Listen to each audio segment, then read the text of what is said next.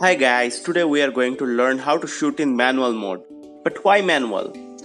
For the best and next level photography with proper exposure and desired conditions. Why not aperture priority or shutter priority?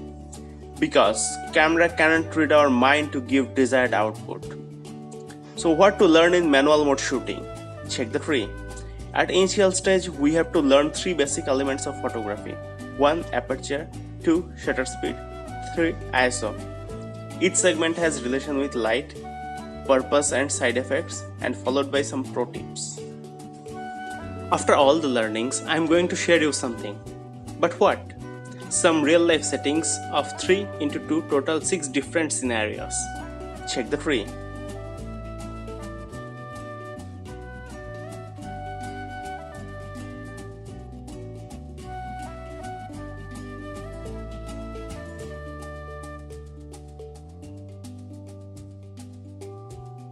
Let's get started. Point number 1. Aperture. No. Point number 0. Exposure meter. It's a scale present in each DSLR and mirrorless camera. If it's on the negative side, photos will be darker. If it's on the positive side, images will be brighter.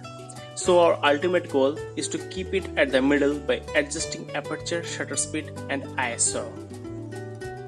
Point number 1. Aperture. Aperture generally denotes by a f-stop number. Increasing or decreasing the amount of light by adjusting aperture will look more natural. Different lenses have different aperture range. This is 18-140 mm, starts from f3.5 5.6, ends at f22. This is 50 mm 1.8, starts from f1.8 and ends at f16. What this means? In short, small number is equal to bigger aperture like f2.8 or 1.8 is equal to bigger lens opening.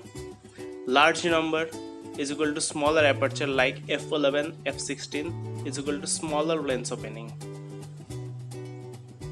Point number 1a. Now what's the relationship with light? Small number like f2.8 is equal to bigger lens opening means more light will come to the sensor, and large number like f16 is equal to smaller lens opening means lesser light will come to the sensor. Let's check it practically. Suppose after opening the manual mode, this is the initial settings. As I said earlier, smaller number like f1.8 means bigger lens opening means more light will come through the lens.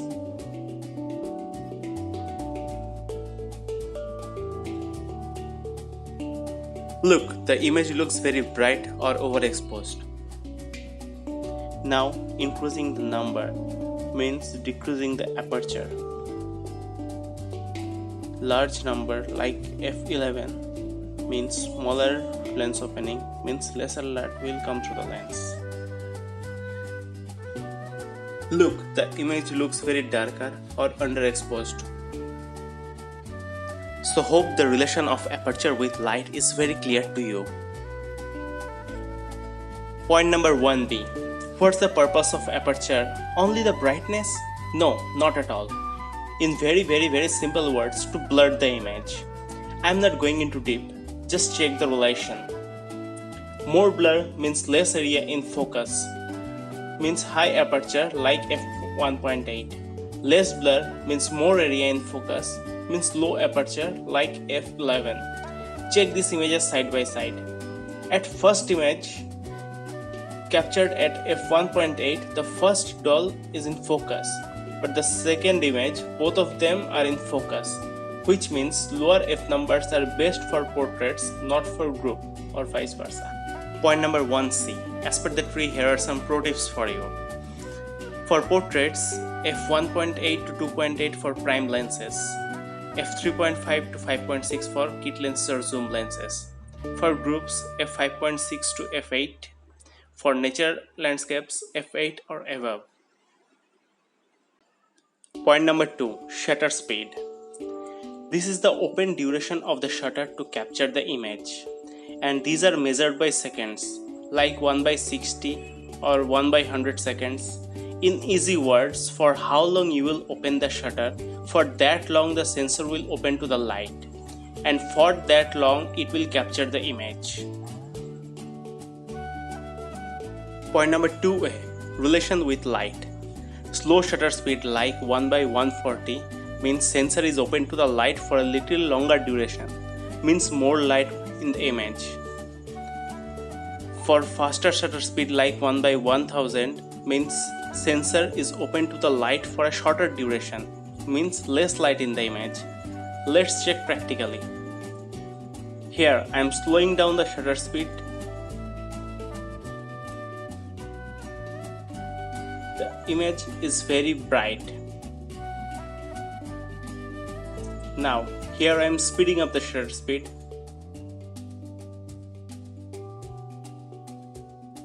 The image is very dark.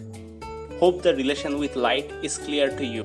Point number 2b. So what's the purpose of shutter speed? In easy words, to deal with the speed or motion of the subject. For fast moving object, speeding up the shutter speed like 1 by 1000, no motion blur. For steady or slow moving object, slower down the shutter speed 1 by 50, no motion blur but good light also. Check these images side by side. In first image, with slower shutter speed, the propellers look motion blurred. But in second image, the propellers are in completely steady position, no motion blur. But there's one side effect. Too high or too low shutter speed can make your image underexposed or overexposed. Point number 2c. As per the tree, again some pro tips for you. For portraits, within 1 by 120 seconds. For groups, within 1 by 300 seconds. For moving animals or birds, minimum 1 by 800 seconds. Point number 3. ISO. ISO is nothing but the sensitivity of your camera sensor to the light. Point number 3a. Relation of ISO with light. Lower ISO means lower sensitivity to lights, means darker image. Higher ISO means higher sensitivity to light, means brighter image. Let's check it practically. Here I am capturing the image at low ISO.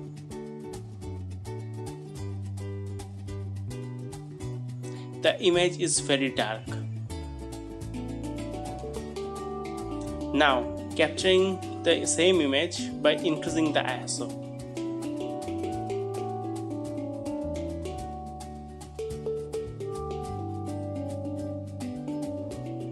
It looks overexposed.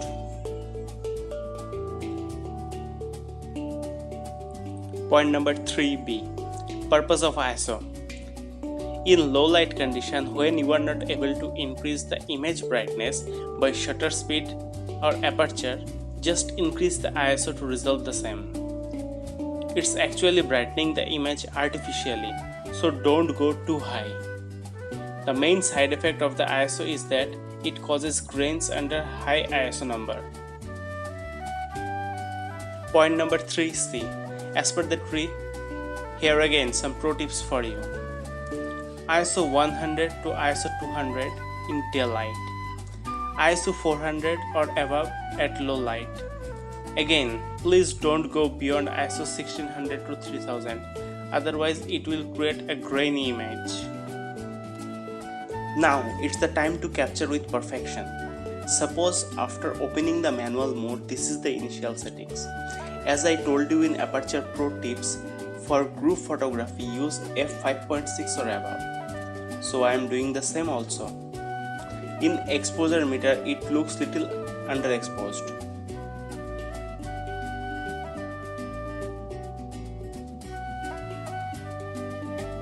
And yes, the image is also underexposed. And look at the propeller, it's motion blurred. But I want to freeze the blades, means I have to speeding up the shutter speed. Here I am speeding up. Due to the same, exposure meter tells us that the image will be very dark because it's completely on the negative side. Yes, the image looks darker. But on the other hand, both dolls are in focus and the propeller is in completely standstill. Means we have achieved the desired conditions. but not the desired exposure. Now what to do? As per my earlier instructions, the only way to boost the brightness is ISO. So I'm increasing it.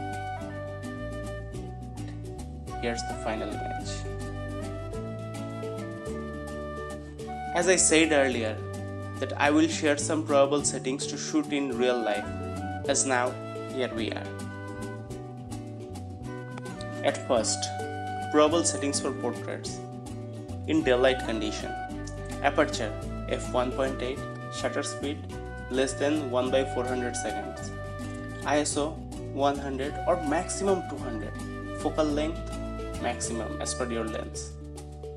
Now in low light condition, aperture f1.8, shutter speed less than 100 seconds, ISO greater than 800, focal length maximum as per your lens. Now probable settings for couples or groups. In daylight, aperture greater than f5.6, shutter speed less than 1/200, ISO greater than 200, focal length as required. Now in low light, aperture 5.6, shutter speed less than 1/80 seconds, ISO greater than 800. In many cases, flash may required, focal length as required. You can capture couples through the same settings of portraits if they are in the same vertical plane. At last, but not the least, probable settings for nature landscapes. In daylight, aperture should be more than f8, shutter speed as required depending upon your exposure meter, ISO not more than ISO 100, focal length it should be wide. In low light, aperture more than f8, shutter speed as required, check the exposure meter, ISO greater than 800, focal length should be wide. These are all the probable settings, may differ at actual condition. Hope you guys will enjoy these settings. Kindly share your experience by commenting down below. If you have any questions, please write here in the comment box, or you can contact me through Instagram Wildly Obscura. Besides that, on which topic you want to learn something, please let me know in the comment section. If you guys really loved this video and it's really helped you in real life, don't forget to like, share and subscribe. See ya.